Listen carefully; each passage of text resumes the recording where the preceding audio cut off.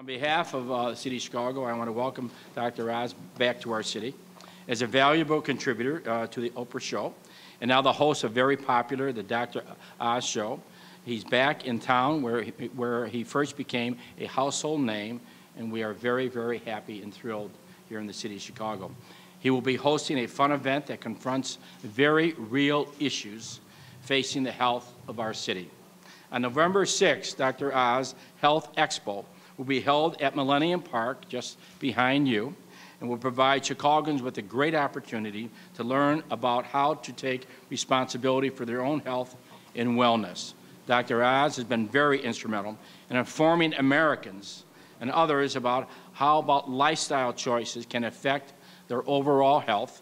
I want to encourage everyone to take advantage of this exciting event with a world-renowned expert. Not only will you get to experience the Dr. Oz Show firsthand, but you learn more about what it takes to get and stay healthy through interactive activities designed to help you leave the expo healthier than when you arrived. So please come out and get screened, learn about how to maintain your greatest asset is your health, and not only yours, but also your children's.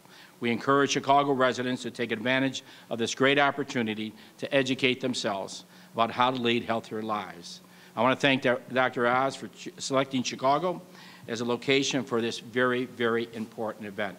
At this time, I'll introduce Dr. Oz. Doctor? Thank you very much. Thank you. Welcome. Very nice.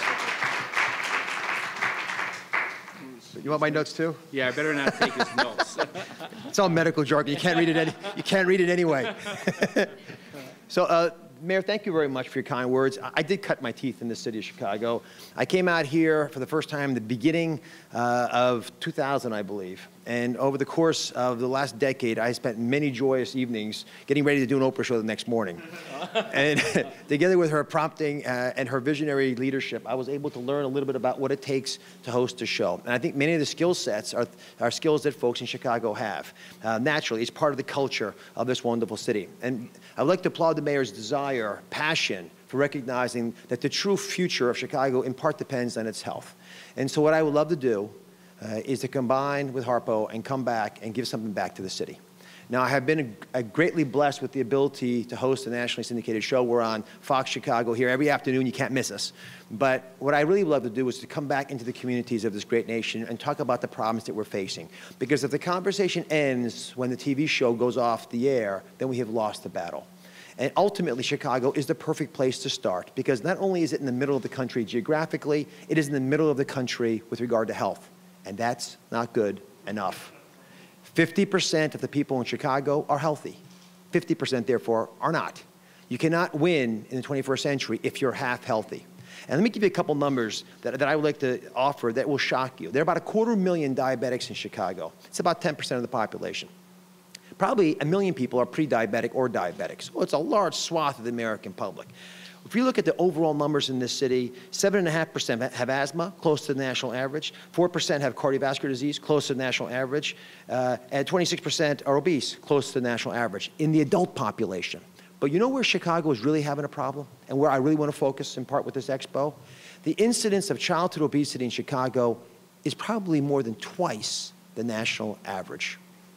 And that, I think, ought to be jotted down by everybody, because that's where ultimately we're mortgaging our future. Because we'll never be able to remain vital in this nation or in this great city if we're not able to cope with those. So what are we going to do about it? We want to give back to Chicago by, in part, bringing what we do on the stage every day into the city at Millennium Park.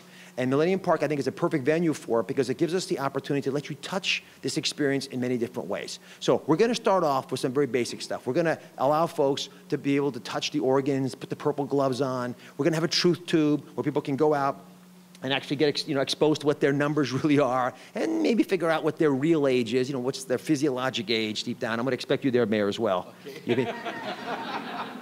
We're going to have We're going to have wonderful segments where we allow great chefs. I'm hoping Art will join us, but many other wonderful chefs in the city teach the denizens of Chicago how they can prepare a meal in less than 30 minutes with less than 500 calories on a budget and still have it make it functional, because I don't buy that healthy food is that much more expensive. The pennies extra you pay, you'll harvest in dividends down the road without any question.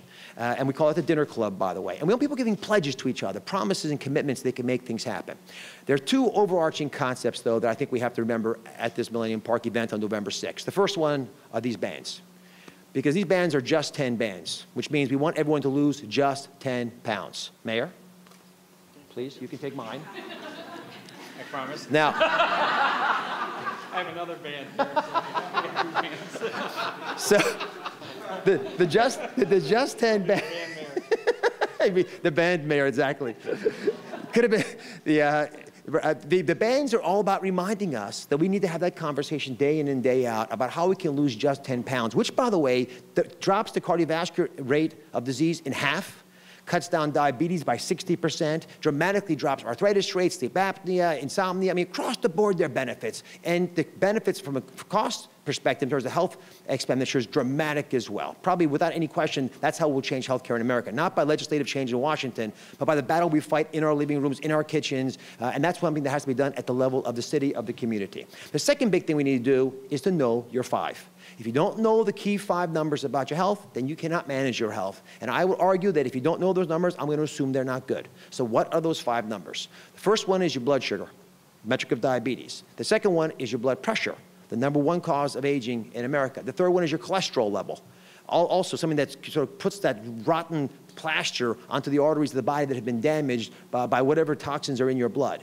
The fourth and fifth have to do with weight. The first is your weight itself, and the second is a more important number, which is your waist size. Mayor Daley, your waist size needs to be 1/2 of your height.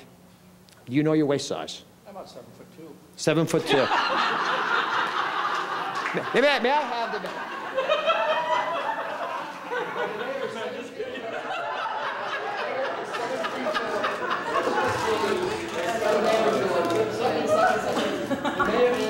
That's not bad.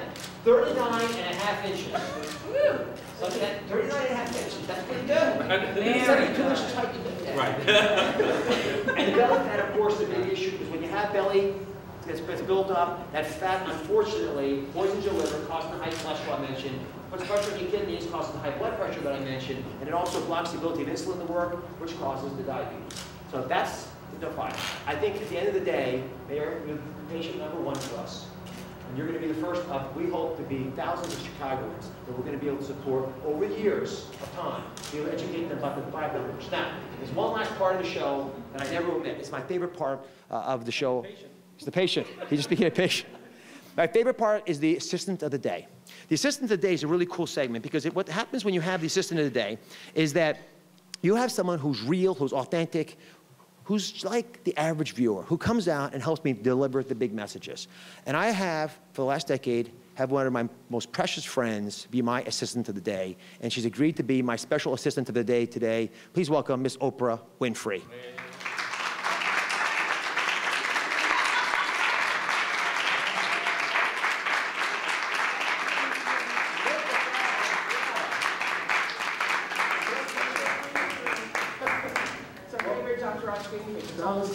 Is there else? Yes, it's cucumbers, and it's celery, and it's spinach, and it's a little ginger and apple. It's delish. Cheers. Cheers. Cheers. To a healthy. It's really not bad, is it? So what do you think? Very good. So Oprah described this as the fresh drink. Mmm. It's so green. Mmm. You get used to it, don't you? I'm getting ready for St. Patty's Day. The Dr. Oz told me how to make this on the show, and I actually do make it every morning now. Do you really? Well, thank you. Yes. I did not know you made it every day. Yes, I make it every day with my cucumbers from my garden and ginger and lemon, and you have to acquire a taste for it, though. I can see that. I see you're not loving it. I usually just chuck it down. Oh, you do not like it? No, I like it, but yeah. It's very green. Very green. It's also good on ice, isn't it, Dr. Oz? It is good on ice. Actually, it's not bad with some other stuff in it too, by the way. spirited stuff. No, I can't have that. No, you can't mix the Can't have spirited that, no. stuff in with the cucumbers. Well, hi, everybody. Hi. Good. Thanks. Welcome back to our town. Well, thank you very much. I want to thank you from the bottom of my heart for both making time today, but also for teaching me the art, and for wanting to give back to Chicago, for letting us come to visit. Yes. Spend some time here. The big Dr. Oz Health Expo. Thank you. Thank you. Thank you very much, sir. Thank you. Thank you.